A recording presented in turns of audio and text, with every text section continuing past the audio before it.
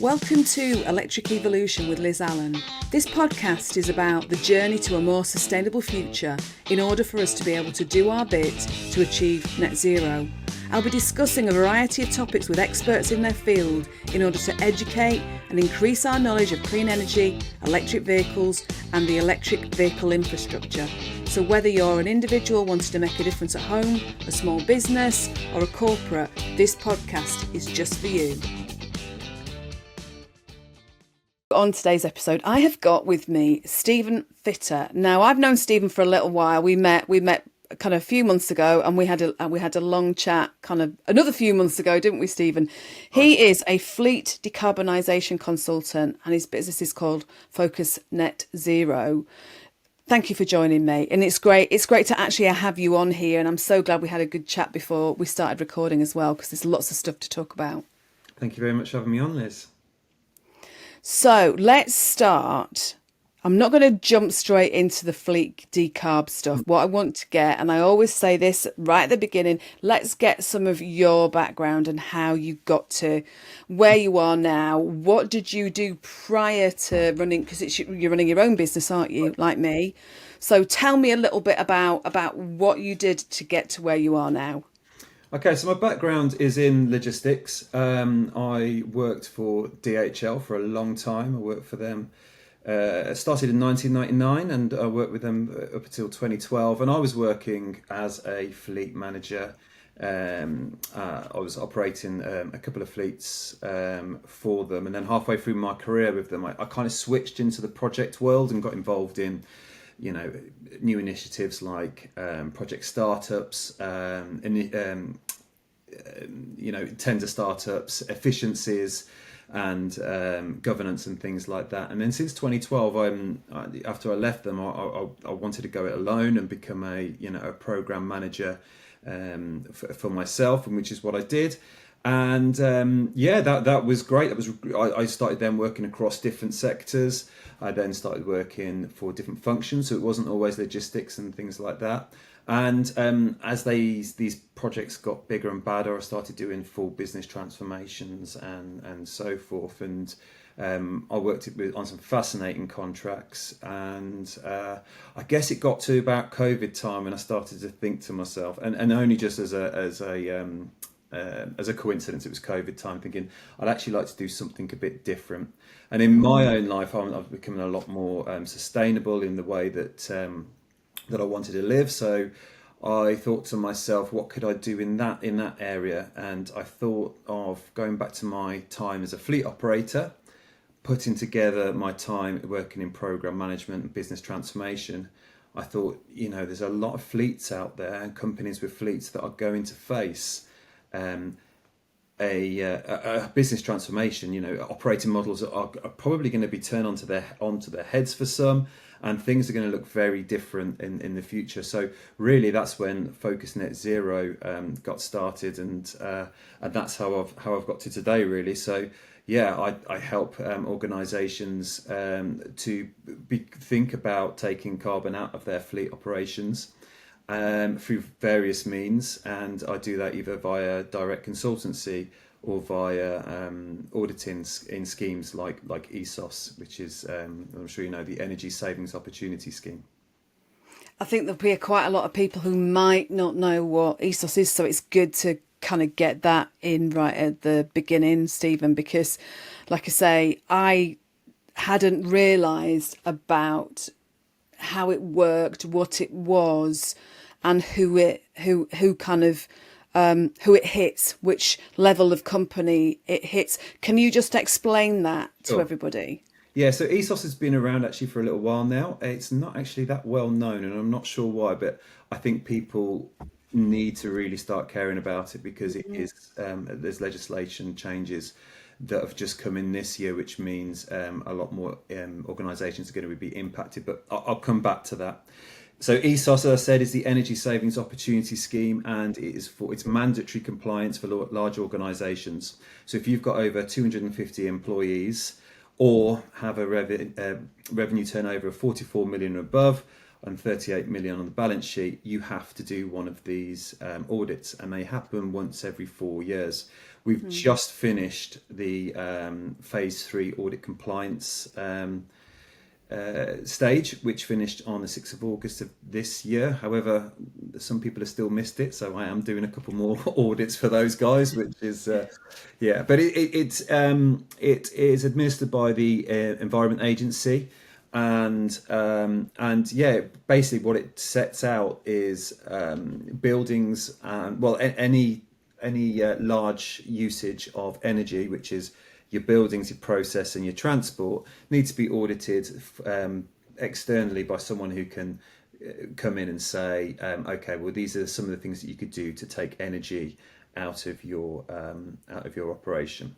So that's essentially what ESOS is. And over the last 18 months, I've done 45 of these for various clients, and it's been fascinating. And so some of the fleets, the biggest fleet I had was just shy of 4,000 vehicles, and then other ones 0 vehicles, but where they've been caught out, where they've got a whole fleet, a grey fleet, for example, that the company is using. So some of these companies don't even realise that they are fleet operators in the eyes of ESOS. So that's always been a bit of an eye opener. So go on, explain that bit, will you, about the grey fleet? And I was just about to say before we start that it's good that they bring somebody in externally, because it's like, otherwise it'd be like marking your own homework, wouldn't it? Yeah, absolutely. So with the grey fleet part of it, and grey fleet, sometimes people don't know the term. It is basically when people are using their own vehicles on behalf of your business. So that could be either someone doing 45p a mile, or somebody taking a cash allowance, for example, and then purchasing the car. So all of that comes into this and has to be covered by ESOS. And that means that when you ask a company, can we see your total energy consumption, and they start to show, well, this is how much energy this building uses and this warehouse uses, and they say, we haven't got any fleet, and I say, well, we need to see some expenses, and then very quickly they go, oh right, okay, I didn't know those were involved. So it's a bit of it's something that people don't usually see. Downside with the grey fleet, of course, is that there is only so much you can recommend. I mean, you're really asking for them to do some policy changes, because ESOS also is about making recommendations that have produce a really good return on investment. And it's hard to do cheaper than 45p a mile, because that's what it is, So it's about other things that you can do, how you can move grey fleet onto the car schemes. It's kind of popped out of my mind, but or things Salary sacrifice. Yeah, well, you got salary sacrifice, but also you've got these share schemes as well. I get you. Yes. Which means that you get greater control over the type of vehicles these people are using, because that's it with grey fleet. I've seen big, old vehicles, not even Euro 6 diesels or petrols being used, which obviously have a greater impact. But a lot of company car fleets, when it comes to the kind of audits that I do, are minuscule when you've got HGVs running, because obviously they use a terrific amount more energy than a car does. So what vehicles are we looking at, and what does it, right, okay, because there's a multitude of things that you're kind of doing as this part of this audit anyway, aren't you? And we talked before we started recording about the fact that we're mostly talking diesel vehicles, aren't we, with a lot of fleets, but kind of what are the levels of things that you start getting into within the audit? Yeah, it is obviously the majority is diesel. So yeah, it's the number one recommendation that I did across all of the audits that I did was actually data, because so many people, I know this is a bit of a cliche, but it's true. To measure is to manage, and so many of these companies didn't have the right data in place for them to be able to to look at it and to say what this is meaning for me. And when I've asked for data off companies, it's taken sometimes a couple of weeks for them to go away and get it, which is good that it's there. But on the other hand, it's not being managed if it's taking so long to get to it. So that is the number one. I think, you could say that. And I've had people pleasantly surprised because they're able to go, oh, right, I can look at this. And do you know what? Not only am I going to be saving emissions, doing right by the environment, but actually this makes financial sense as well, just to manage the fuel that we're using. And that's either by purpose or efficiency. And that's the second biggest recommendation is driver training, which is just so critical, and especially when you're talking heavy goods vehicles, because you get an extra even half an mpg out of a 44-ton tractor unit. You're going to save significant money and emissions over time. So those are the next ones, and it's a little disheartening to see not everybody putting that effort into driver training when the rewards are so great. But it's really hard to see when you see these companies, and there was one in particular, and of course I'm not going to mention any companies that I audited because I can't and I won't, but one of them was so good that they had incentivization schemes in for their drivers. They were constantly searching what else they could do. They had the right driver trainers in place. They regularly assessed their drivers, and they had the lowest turnover of drivers that you can imagine. And they had a queue of people wanting to work for that place, and it's just brilliant to see. It's just brilliant to see. The investment in driver training is just well worth it. And when you talk also about electric as well, and I'm going to talk a bit more now about the company car drivers and the car drivers, that comes into it as well. Yeah, the rewards aren't so big there because the amount of energy you're saving isn't as much on HGV, but it's still well worth doing. And as plenty of your guests have said before, the impact of someone driving an EV inefficiently is a lot harder is much greater rather than someone driving a petrol or diesel inefficiently. And the temptation is too, right, with just how much more power they deliver. Exactly. The talk in an EV is very, very different. I kind of remember, sort of driving them for the first time and thinking, wow, flipping out, this is a really, really different experience. But I was gonna ask you, so with regards to kind of like getting the data back from the from the fleet managers, etc. Do some some companies not have telematics then, or do they all? Telematics, is it mandatory or is it just optional? No. So many companies don't have telematics, or they have Wow. telematics and they're not using it. I mean, ESOS is eye-opening. I find, because I get a really good view across the spectrum of where different companies are at the moment. And yes, quite a few companies don't have telematics. The number one reason I hear for that is concerns about privacy, which aren't really founded. And again, it just comes down to them having a bit of bad advice, or they've come to the wrong assumption. But I mean, telematics is, in my mind, absolutely essential when we're going, especially transitioning over to electric, but also to understand what your vehicles do, so you can use, you can go down the optimisation route and really get over the top of data. I mean, when I first started as a transport manager, routes were done really manually. Everything was managed on a whiteboard. And some companies, and I saw it in one of my audits, one company was still operating that way now.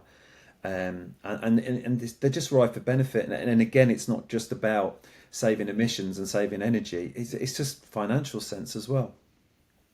But some companies, we had this conversation before we started recording, didn't we? Some companies don't either, like you say, maybe don't recognise about ESOS. They don't recognise the cost savings, and actually making those adjustments and putting some effort into driver training, etc., is going to help them financially. Yeah. In the long run, isn't it? And yes, of course, it's going to be about decarbonisation, but actually, I was going to highlight some of the things we were talking about before we started recording, which were the kind of thinking that there is, excuse me, the thinking that there is across certain areas of fleet. You kind of said to me, didn't you? Some were great, like you've just said now, but there's been a real mix of how people have thought about decarbonising their fleet. Absolutely. So you've got the people that really want to do well, and they even use it as their USP. That they've set out to be as sustainable as they can, and because I think they see the long term view on this. You've then got the next companies that they want to do something about it, but they're going about it in the wrong way, and that's probably because they haven't sought the right advice or not done the right research. Sometimes got the wrong end of the stick, and it's not disheartening to see that, because you can quickly sort of start saying to them, well, think about X, Y, and Z, and that'll help you on your journey. You've got the other ones that are quite ambivalent about it. We've got some that are just totally ignoring it, and it's just not a priority for them. They don't want to do anything about it. And then finally, the worst ones are the ones that know they've got to do something about it, and they're just refusing to do something about it, such as, it could be that the particular person is nearing retirement, dare I say it, or they or it's just doesn't align with their own personal goals. They just don't think it's something that's for the future. So is this? Oh, go on. Sorry. Yeah. So I was just going to say that that the symptoms of all of these can play off in different ways, and one of those can be, for example, some people try to do things with some electric vehicles sometimes, and they've sort of said, well, we'd really want to go down it, but this isn't right for us at the moment. And some of those things could be that, because they haven't done a trial in the proper way, they've just got hold of a van and just decided to start using it. They've effectively tried to use an electric vehicle in a diesel vehicle's operating model and haven't sort of thought about the impacts of that. So then they've gone, well, however much I'd like to do this, we can't do this because of this reason and that reason. And to give you an example, one of them was because the EV chargers that they put in were rubbish, in their words. But they weren't EV chargers; they were extension leads off 3-pin sockets. And so it's you get these different things as well, that people are well intentioned, but they've lost their way, that they haven't really thought through the trial in a good way. And I've got empathy with that, because I've got my operator's license, and I've got mine in 2006, I think it was. And as a fleet operator, you're not really told much about how you use energy. Of course, you speak about getting the best MPG you can, but back in those days, it was all about, well, that's a good financial thing to do. The less fuel you use, the less cash you use, of course. But actually, the plentifulness of diesel, it means you don't really have to think about energy. And you just say to the driver, just fill it up at the end of your shift, and then it's always in there. You don't really have to think about it. We're now requiring people to think quite differently, and you get into quite big subjects very quickly. Becoming your own energy reseller, generating your own energy on obviously on the roofs of warehouses and things like that. That goes beyond the pay grade of a lot of people. They just can't think of all the facilities part of it. So these initiatives can get quite complex really quickly. I was going to say, how can you pull all of this together if they've not got like somebody like you, having a person like you who's kind of got all this experience? It must be very, very difficult for them to actually think differently, because it doesn't feel like there's much physical written guidance No. about how to do this, is there? No, absolutely not. I think there's loads of really good guidance out there. You know, if you've made a decision that you want a particular size vehicle, for example, you can go and get loads of good, loads of good information about, do you pick the Maxus, do you pick the either Varo or the Peugeot or whatever. So there's loads of that kind of thing. It's that overall business impact bit that I find, going more into my business transformation days now, that's the bit where if you do parts of it could lead to a bit of a mess, and give you problems. I mean, I think there's five key things to look at when you do a fleet decarbonisation. And I'd say the first one is about purpose. What are your motivations for doing this, and how are you strategically going to deliver it? You need to sort of be clear on that, so you get right on the right footing. And that's nothing to do with electric vehicles or anything like that. That's about any sort of big change in an organisation, isn't it? You really need to be thinking about how you want to operate in the future, and then really where you are today, and have a look at that gap analysis and how you're going to get through that journey. And then the next bit is around, process, what things are going to change. Like I said earlier on, lots of operating models for fleets have either consciously or not grown or evolved out of diesel and the readiness of it. So a lot of that sometimes have to be undone. So you need to think about how that the operating model is going to work and what the impact is on the day-to-day of the business. Power's the next one. You start talking about that, like the instance I just gave before about becoming your own, where you're going to get the power from and all that kind of stuff for electric. Big one for me, I think, is people and the whole change management. And the reason why I talk a lot about this element as well is because you've covered it a million times on your posts and your podcast, Liz, about misinformation. And you've got to remember that if you're trying to get a whole group of drivers on board to use this new technology that you want them to do, they've got loads of outside influences saying, EVs are bad, and car parks are going to collapse, and ranges are rubbish, and they're going to set on fire, and all of this nonsense. But you can't ignore it. You need to make sure that you are, and you also, just applying good change management principles. So you bring them on the journey rather than them thinking they're having a change done to them. So I think people's a huge one. And then really, there's procurement as well, really. And that is going out to market to get the best, running a proper tender process, obviously, depending on the size of your organisation. And that you're going out there and you're getting the best deals and getting the best advice and bringing this all together, which hopefully I'd like to think that I can play a part in that by putting all of this into a project and leveraging my network and getting people that I know, trust and recommend to help clients. I was going to say, you're kind of like a one-stop shop, really. I'd like to think so, yeah. And that's what I want to do. And I also look at myself as hopefully for fleet managers as a bit of a shortcut as well. So you can either go and find all this stuff out yourself, or you can just give me a shout and we'll move it along. But because there's what I will say though, there's quite a few the stuff that I recommend about decarbonisation. And I'm not talking about electric, but decarbonisation. In particular, when you're talking about efficiencies on MPG, on having the right routes in place, selecting the right vehicle, even if you're still on diesel because you're on 44 ton and you've got to go through a replacement cycle, even getting the best vehicle you can there. All of this is, making those right decisions isn't new to a decent fleet manager. They know that they need to make these, but for me, they've got this added impetus now of it's not just about financial sense and commercial sense, it's also about environmental sense as well.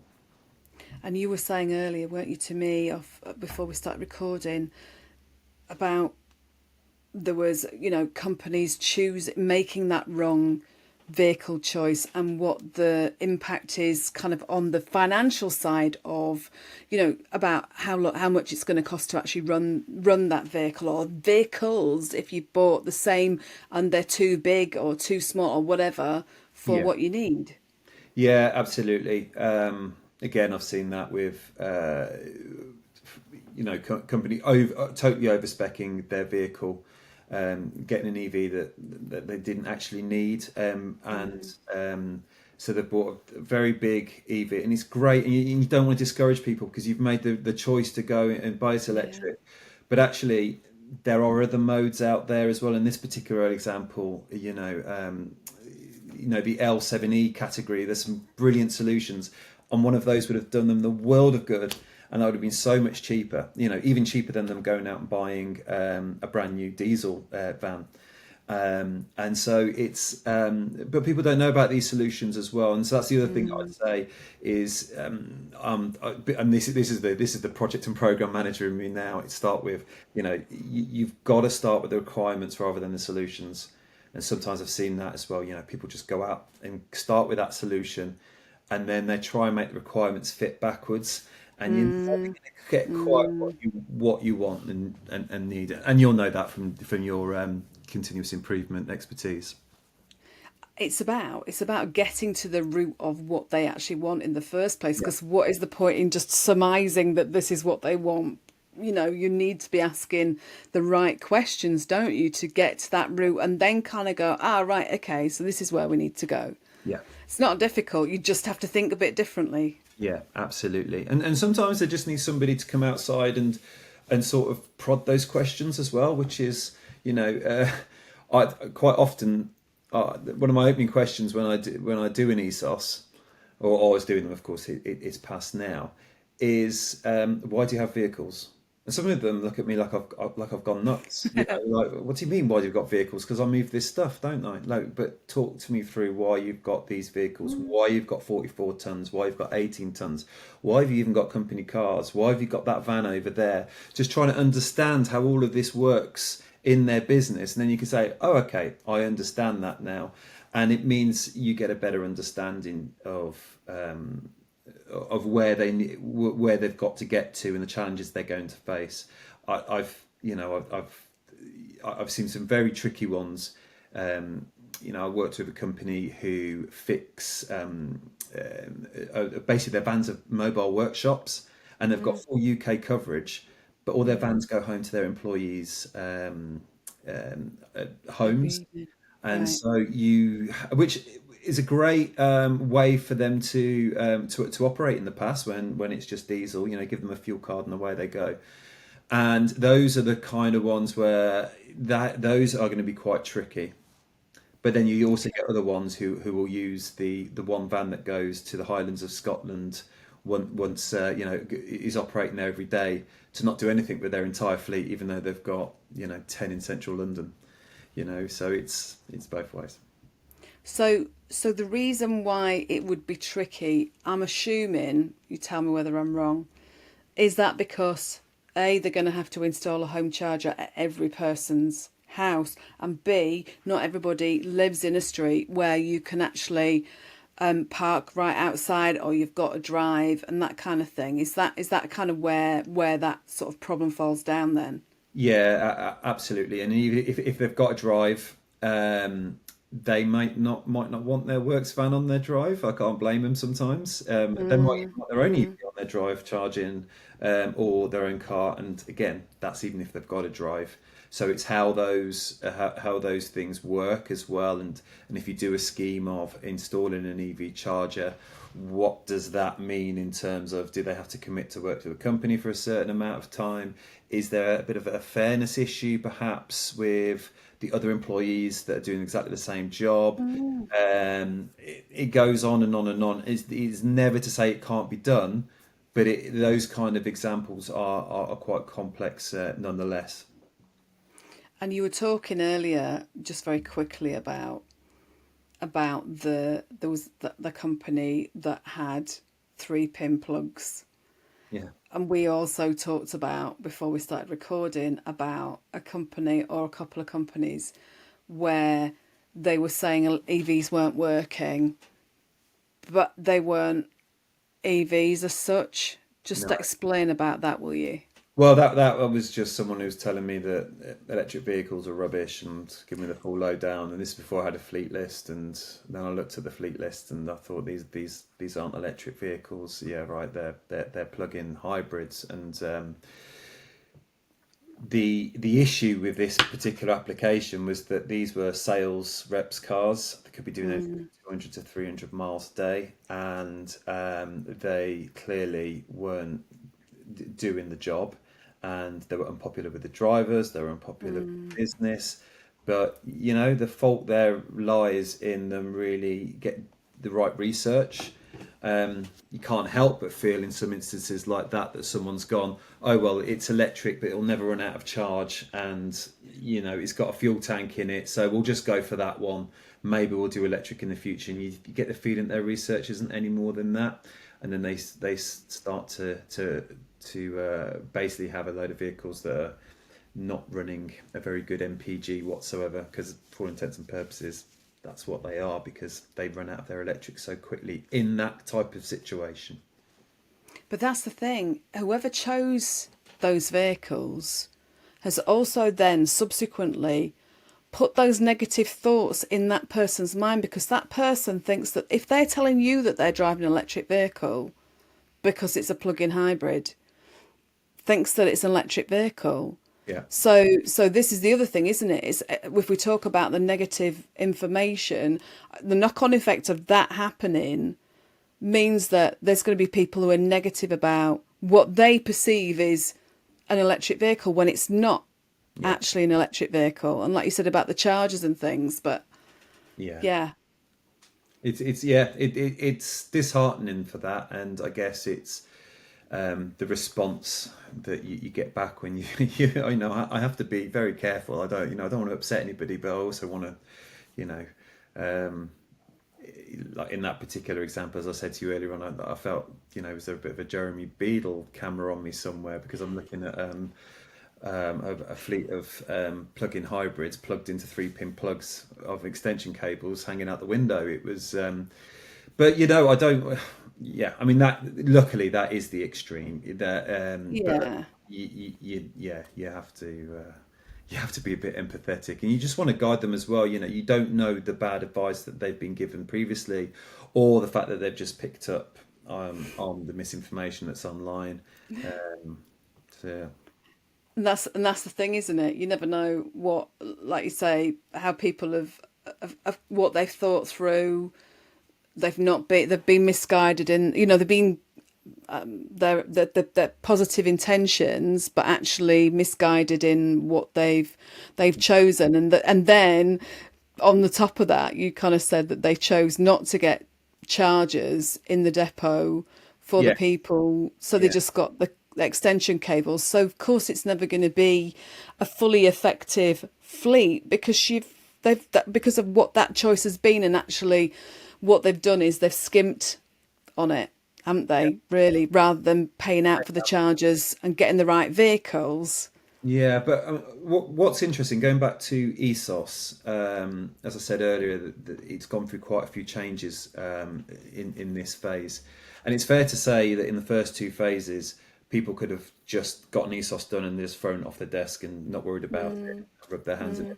Well, actually, what has been announced this year by the Environment Agency is that companies have to do action plans, and these action plans will have to be submitted by the 5th of March of next year. It's only just gone back 3 months. It was the 5th of December this year.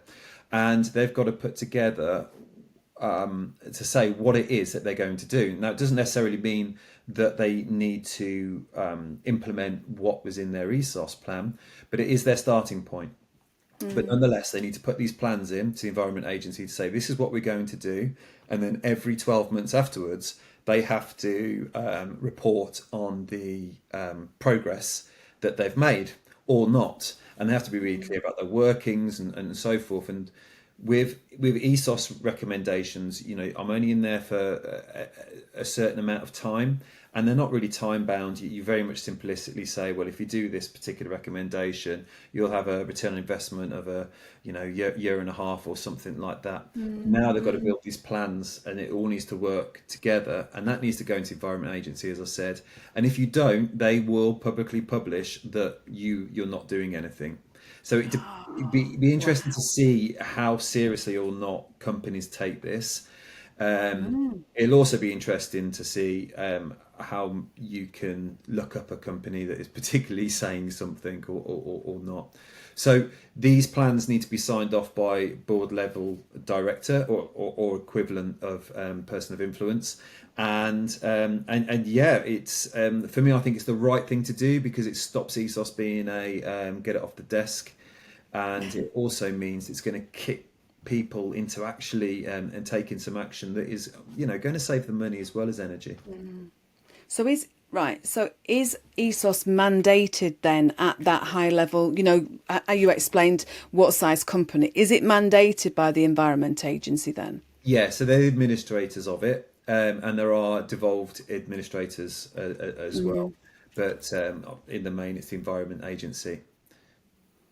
So what do they do? Right, I don't know whether you know this answer, but what do they do then? You said there's some that don't, if they don't if they don't provide the action plan, that they'll publish this information that that they're not doing stuff or whatever. But what are the ramifications on these businesses if they don't do stuff? Are there fines if they don't do it?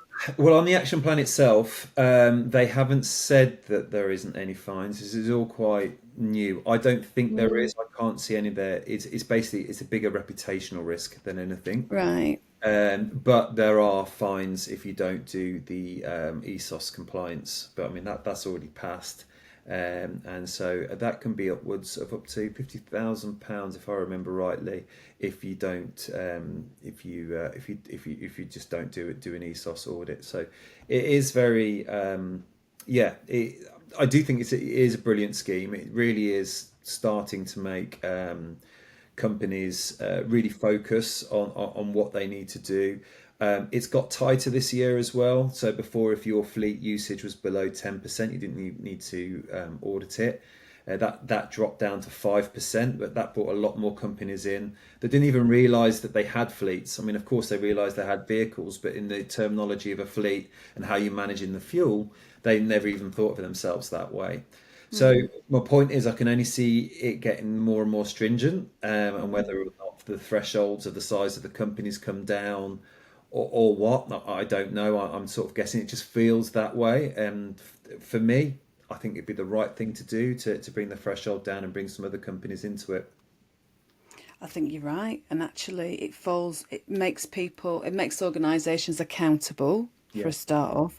And it also falls in line with ESG, doesn't it? Environmental, social and governance. Yeah. And actually we need businesses and organisations, doesn't matter what the size is, to start not just converting, because it's not an overnight thing, it's not a step change, you can't do things and expect it to kind of be fantastic overnight. It takes time, doesn't it? But just converting people or getting them to understand the requirements of the ESOS audit and why it's important. And actually, like you said, if you bring the threshold down, then you're including a level of organisations that probably are kind of thinking, you're having to do this. Do you know what I mean? But it brings them into the fray then, doesn't it? It does, yeah. I think it can only be a good thing. It's if someone's got a scattering of fleet as well, you don't need to go to the level, of course, that you would for a company that has hundreds of vehicles. You don't really need as well for something like ESOS to give you the kick to pick up the phone to someone like me or in the buildings worlds, the people that do it from the buildings aspect as well.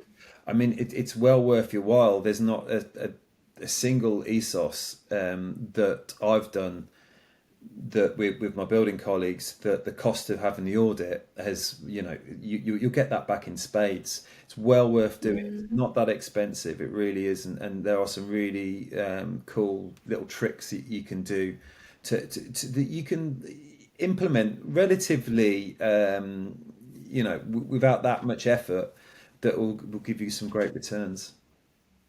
And that's what we need for sure. Yeah. And we talked about this again before we recorded. This a lot of this is about the evolution away from diesel, isn't it? Yeah. and it is, it is very new, and people are doubting it, and there are still lots of doubting, negative Nellies, doubting Thomases, however you want to call it, that think that this isn't going to happen. It's not the fact that it isn't going to happen; it needs to happen. Yeah. For the over, we need to reduce our carbon footprint. Yeah. And transport. I can't remember the percentage, and Anson Nelson will probably tell me off for not remembering the percentage, but it's quite a high percentage of our overall UK emissions is transport, isn't it? Yeah. 28. 28. I knew it was 20 something. I just didn't want to say exactly what. It's big. So when they started out in 1990, when they baselined it all, it was second after power generation, wasn't it? But now it's number one since power generation's really gone down. But yeah, it's massive, and these vehicles of 44-ton tractor unit, or even just a 7.5-ton HGV, will consume quite a bit of energy, and there's lots of things in there that can be done just to trim the fat off it, and this is all before we start talking about moving them to electric as well. And actually, if you talk about moving away from diesel, all you need is to be behind a few lorries, or around a busy street, and there's lorries going past you, and what you're breathing in. Yeah. That level of air pollution. And I've said this before as well. We used to see, being a Yorkie, see the chimneys. You could see what was being kicked out the chimneys. In fact, in a diesel vehicle, a lot of the time you can see what's being kicked out, but a lot of people don't seem to realise it. It's kind of, it feels to me like we need some kind of push, like, we had with smoking and things like that. Wow. Why should people have to? There are people really ill, dying, etc., from air pollution, younger than that, so young. And I'm going to get on my orange box now, aren't I? But you know what I mean. It's just so important. It's not just about one thing. It's so many other things. I think you're absolutely right, and I think there is, and the other element to this, and as I've said to clients before as well, is it's not just the right thing to do, it's also the necessary thing to do. So if you think about your business surviving and thriving, so yeah, you could talk about the bans on diesel and how that's going to affect your fleet, and schemes like ESOS that they've got to comply with, and SECA, and all these other things as well that they need to report against. But also as well, there's because there's a societal shift to living more sustainably. People are making more informed choices about what they want to purchase, and that is only going to affect businesses that don't want to do anything, and it's only going to benefit those ones that do want to do something. And that's why I say, you don't really have the choice, not unless you're keen to run your business down into the ground. You're not really going to have the choice to in the future to do these things. It's great seeing those ones that are looking forward. And just the other day, and then I'm going to mention the funeral industry, because I worked in the funeral industry for a few years, just before and during COVID. And that is obviously an industry that is very much steeped in tradition, and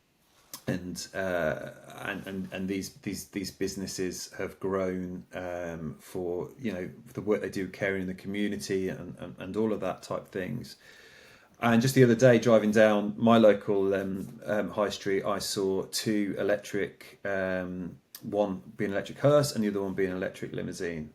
And I was thinking, that's absolutely fantastic. I was wondering when I was going to see the first one of those happen. Yeah. So I made a quick note of which company it was, and I'm going to go look up to see what sort of journey they're on. But that's just an example where I think people will start to make informed decisions about the purchasing that they do. And a company like that, who would have, I am pretty sure, would have gone through, that would have been quite expensive to get that hearse made up for them. They're only going to reap the benefits in the future. Oh, aren't they just? Absolutely.